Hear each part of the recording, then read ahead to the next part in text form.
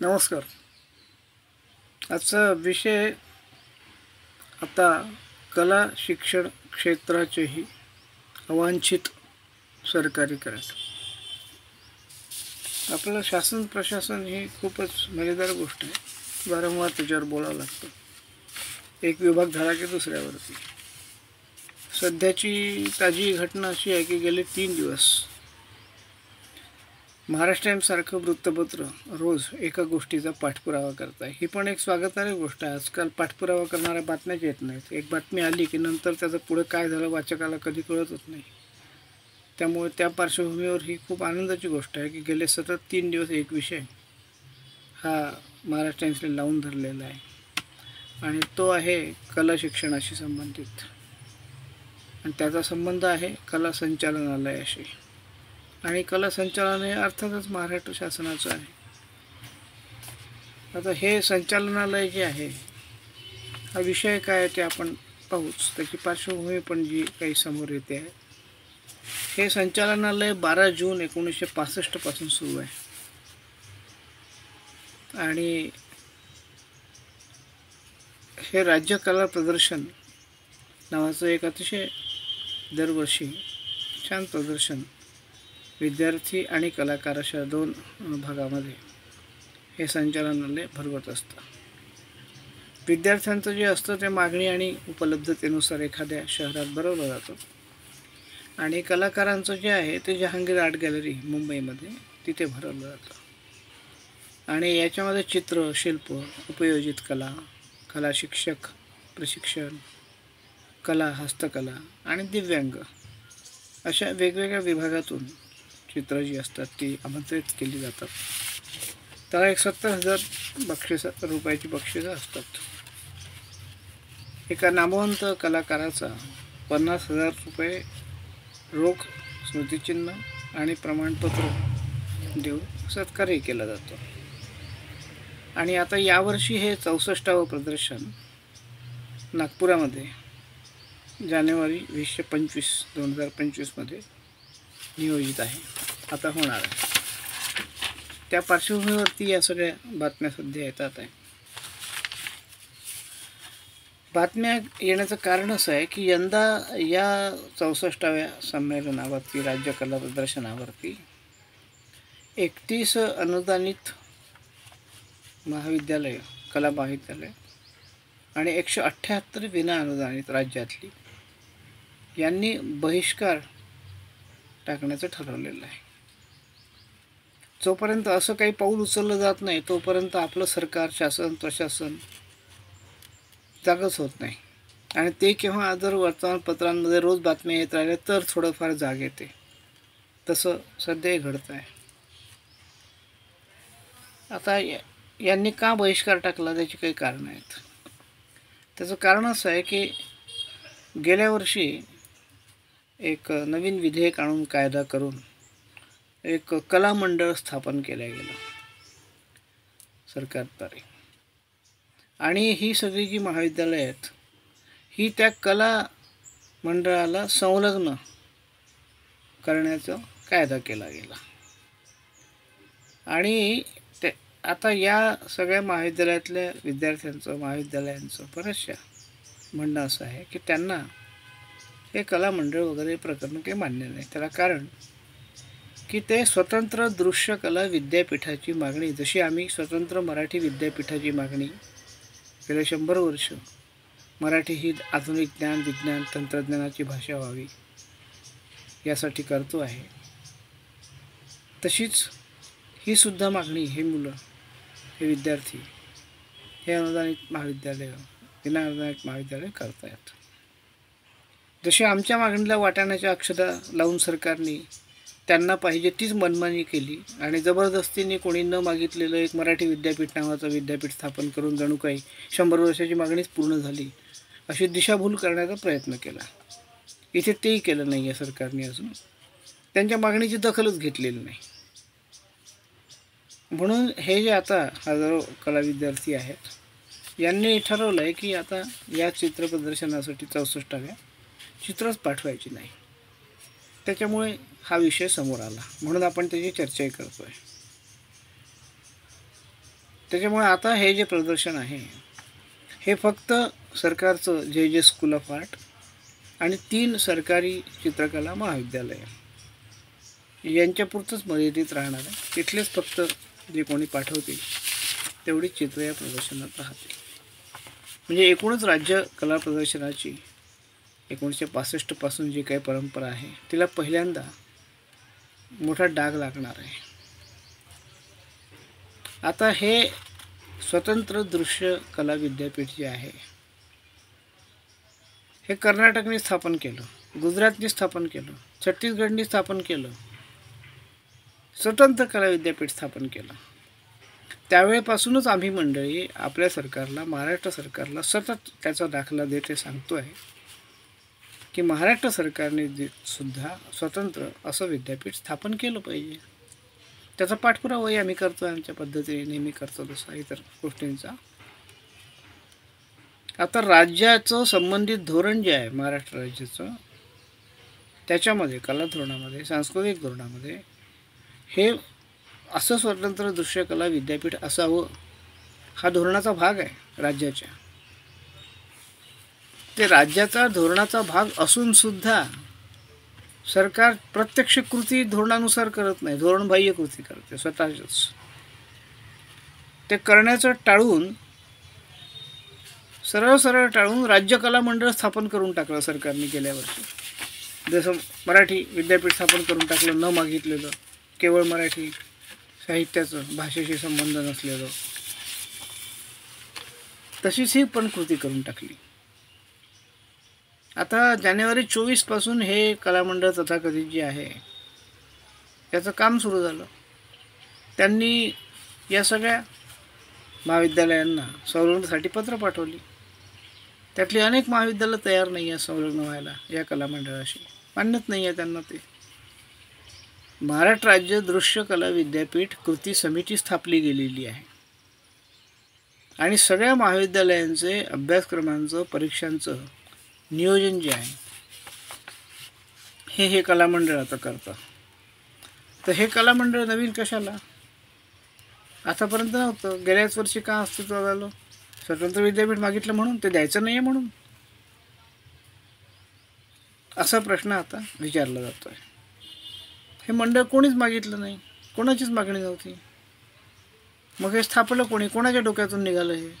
कोणत्या शासकाच्या, प्रशासकाच्या, मंत्र्याच्या, त्याच्या सल्लागारांच्या, कोण आहे याच्या मागे? जे मागितलंच जात नाही ते सरकारच्या द्वारे लोकांवर, त्या संबंधित क्षेत्रावर थोपवण्याचा हा जो उद्योग आहे कोण करतं? याची जरा चौकशी व्हायला पाहिजे नीट. कोण लागतं अशा सगळ्या गोष्टी आणि कोण विनाकारण वेठीला धरतं? आता हे मंडळ स्थापण्यापूर्वी संबंधित क्षेत्रामधल्या कोणाही संबंधितांना विश्वासात घेतलं गेलं नाही. हाच प्रकार 15 वर्षापूर्वी जेव्हा सरकारने सांस्कृतिक धोरण आणलं होतं राज्याचं, त्यावेळेला हेच झालं होतं. महाराष्ट्राच्या एवढ्या समृद्ध सांस्कृतिक संस्थात्मक 150 वर्षाच्या क्षेत्राला विश्वासात न घेता परस्पर सरकारने एक सांस्कृतिक धोरण लादलं जे आजवर कधीच अंमलात आलं नाही. ज्याच्या पुनरीक्षणासाठी आम्ही सतत आग्रह धरत राहिल्यामुळे एक समिती स्थापन झाली, तिने पुनरीक्षण अहवालही दिला, त्याच्याकडे डुंकूनही कोणी पाहायला तयार नाही. त्या धोरणावर एक पैसाही सरकारने कधी खर्च केला नाही, त्याच्या अंमलबजावणीची यंत्रणाही कधी उभा केली नाही. तोच प्रकार इथेही आहे. म्हणजे संबंधितांना, त्या क्षेत्रातल्या तज्ज्ञांना, कार्यकर्त्यांना, संस्थांना, काम करणाऱ्यांना, अभ्यासकांना कोणालाही विश्वासात न घेता केवळ शासकीय अधिकाऱ्यांच्या आणि मंत्र्यांच्या पातळीवरती कोणत्या तरी सल्लागाराला हाताशी कोण त्यांचे आहेत त्यांनाच माहिती, आणि किती पात्र सल्लागार आहेत तेही त्यांनाच माहिती, ते जाहीरही कधी करत नाहीत. परस्परच या पद्धतीने वरच्यावर हे जे चाललं आहे ही एकसारखी कार्यपद्धती आहे सगळ्या विभागांसाठी सरकारची आपल्या. तोच प्रकार. आणि इथे तर अजूनही पुढचं पाऊल आहे. या सगळ्या मंडळी जी चर्चा मागते आहे त्यांना सांगण्यात येतं आहे की आधी संलग्न व्हा मग चर्चा करा. ही कोणती हुकुमशाही आहे? आधी संलग्न व्हा का व्हा? नाही व्हायचं आहे त्यांना. त्यांचं म्हणणं आधी ऐकून घ्या ना. तुम्ही कोण सांगणार आहे की आधी संलग्न व्हा मग चर्चा करा? असं नसतं काही. लोकशाही आहे ही. तुमच्या कृपेने चाललं आहे का राज्य, की उपकार करताय तुम्ही? चाललं काय प्रकार हा? याच्या विरोधामध्ये एक मोठा असंतोष निर्माण झालेला आहे या क्षेत्रामध्ये.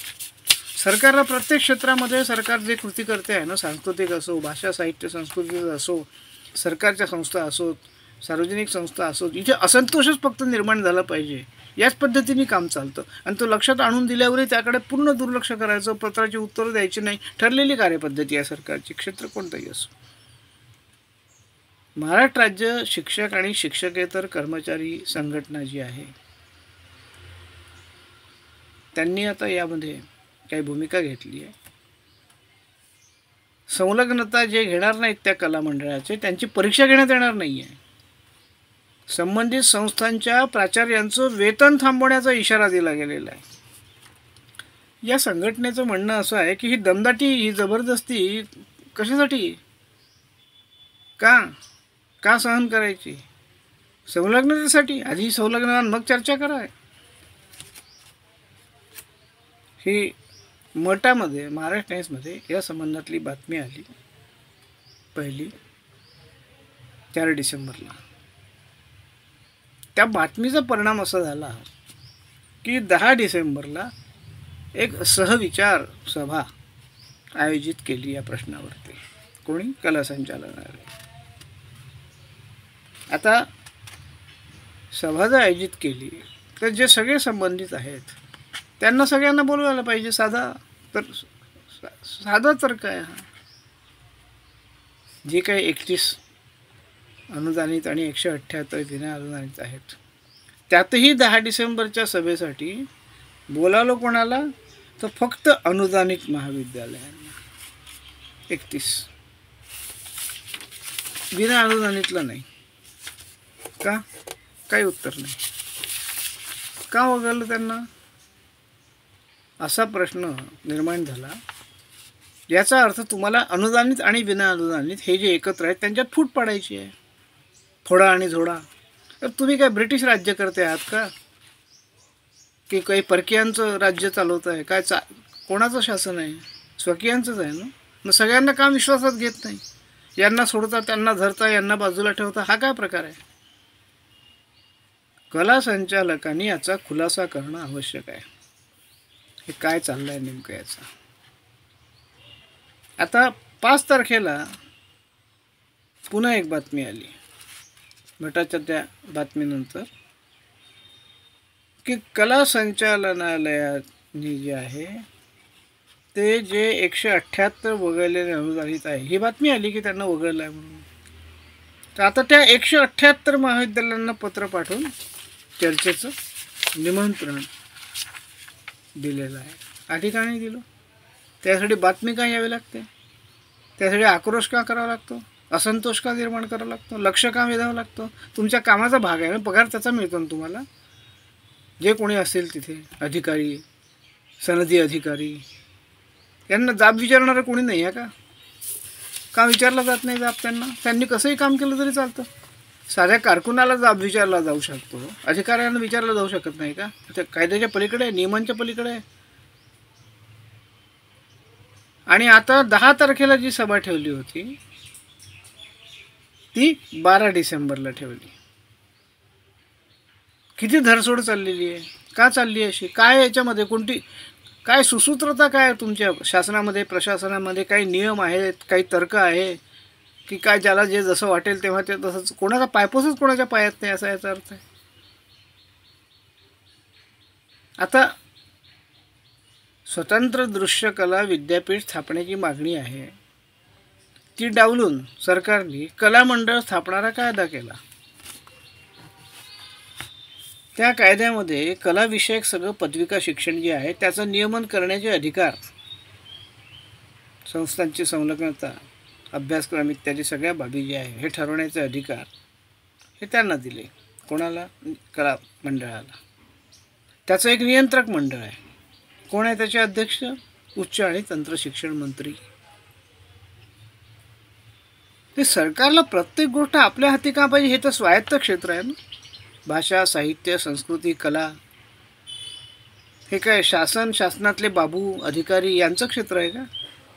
मंत्री हे तज्ज्ञ आहेत का त्यातले? म्हणून ते मागतायत ना स्वायत्त विद्यापीठ, स्वतंत्र दृश्य कला विद्यापीठ, आणि तुम्ही लादताय त्यांच्यावरती मंत्री नियंत्रक असलेलं मंडळ. याचे अध्यक्ष उच्चतंत्र शिक्षण मंत्री, उपाध्यक्ष या मंडळाचे उच्चतंत्र शिक्षणाचे राज्यमंत्री, पदसिद्ध सदस्य कोण? सचिव, कला संचालक. सचिव कोण? महाराष्ट्र राज्य शिक्षण मंडळाचे संचालक. सदस्य कोण? उपसंचालक कला संचालनालयाचे, कला मंडळाचे सचिव. हे सगळे सरकारी अधिकारी, शासक, प्रशासक, सनदी अधिकारी किंवा अधिकारी. आणि याच्यात फक्त 3 कलाकार, तेही सरकारने नियुक्त केलेले 5 वर्षासाठी. ते फक्त 3 अशासकीय. म्हणजे बहुमत कोणाचं? शासकीय अधिकारी आणि मंत्र्यांचं. आता हे झालं नियंत्रक मंडळ. कला मंडळाचा अध्यक्ष कोण? कला संचालक. सदस्य कोण? उद्योग विकास आयुक्त, सहसचिव, उपसचिव, उच्च आणि तंत्र शिक्षण विभागाचे. सगळं सरकारी खातेकरण, सगळ्या गोष्टींचं. हा काय प्रकार काय? हा अध्यक्ष राज्य शिक्षण मंडळाचे, सचिव त्याचे, कला मंडळाचे संचालक आणि सचिव, सगळं सरकारी नोकरांचंच. ते कला शिक्षणाचं हे जे सरकारी खातेकरण आहे, हाच घाट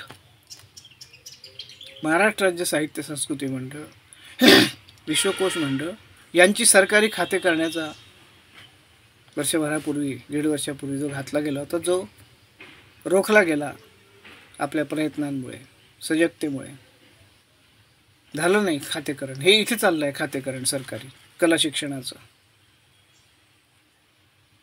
ते भाषा, साहित्य, संस्कृती, कला ही जीवनाची स्वायत्त क्षेत्र आहेत. इथे सरकारची भूमिका फक्त पालकाची आहे, हस्तक्षेपाची नाही आहे, नियंत्रकाची नाही आहे, स्वतः ठरवण्याची नाही आहे. हे तज्ज्ञांचं क्षेत्र आहे. याचंही नियंत्रण सरकारला का हवं आहे? मंत्र्यांना का हवं आहे? अधिकाऱ्यांना का हवं आहे? शासन प्रशासनालाच का हवं आहे? लोकांना कामच का करू द्यायचं नाही आहे त्यांच्या क्षेत्रातल्या स्वायत्तपणे, त्यातल्या तज्ज्ञांच्या मार्फत, अभ्यासकांच्या मार्फत? ही जी स्वायत्त क्षेत्र आहेत ती तज्ज्ञांना चालवू दिली पाहिजे ना, त्या संस्थांना चालवू दिली पाहिजे. त्याच्यासाठी स्वायत्त विद्यापीठ हवं आहे, दृश्यकला विद्यापीठ. त्याच्यासाठी ही मागणी आहे. प्रत्येक गोष्टीसाठी लोकांनी रस्त्यावरच उतरायचं, आरडाओरडा करायचा, त्याच्या समजा बातम्या आल्या तर सरकारचं लक्ष वेधलं जायचं, आणि मग काहीतरी थातरू आपली लिपापोती करण्यापुरती हे 10 डिसेंबरची सभा मग ती 12ला करायची आहे, यांना बोलवायचं नाही, त्यांना बोलवायचं, यांना वगळायचं, मग ते पुन्हा बातमी आल्यावर त्यांनाही बोलवायचं. हा काय प्रकार काय? हा हे काय शासन आहे? हे काय प्रशासन आहे? हे काय अधिकारी आहेत? याच्यात काही तर्क आहे? कुतर्क आहे? हा अविवेक आहे. हा काही विवेक नाही आहे. कोणाच्या नावाचं राज्य आपण कसं चालवतो आहोत? हे लोकांना आधी असंतोष निर्माण करून रस्त्यावर उतरवायला लावायचं, त्यांच्या मागण्यांकडे वर्षानुवर्षे दुर्लक्ष करायचं, त्यांना उद्विग्न करून टाकायचं, हताश करून टाकायचं, आणि मग त्यांची बोलती बंद करून टाकायची आणि आपल्याला पाहिजे तेच करत राहायचं. ही काही राज्य चालवण्याची पद्धत नाही आहे. सगळ्या गोष्टी आपल्याच नियंत्रणाखाली, वर्चस्वाखाली, आपणच त्यातले सगळ्यातले तज्ज्ञ आहोत. ही जी वृत्ती वाढते आहे ना, ही काही लोकशाहीला पोषक नाही आहे, ही हुकुमशाहीकडे, लोकशाहीला नेणारी वृत्ती आहे. सार्वजनिक जीवनामध्ये अनारोग्य निर्माण करणारी वृत्ती आहे. त्यामुळे या विद्यार्थ्यांच्या ज्या मागण्या आहेत, ज्या रास्त मागण्या आहेत, विवेकी मागण्या आहेत, त्याचा सरकारने विचार करायलाच पाहिजे. आणि हे कला मंडळाचा कायदा जो आहे तो रद्द करावा, मागे घ्यावा, आणि त्याच्या जागी स्वतंत्र दृश्य कला विद्यापीठाची जी मागणी आहे त्याचा कायदा सरकारने ताबडतोब करावा. या मागणीचं आपणही समर्थन केलं पाहिजे. धन्यवाद.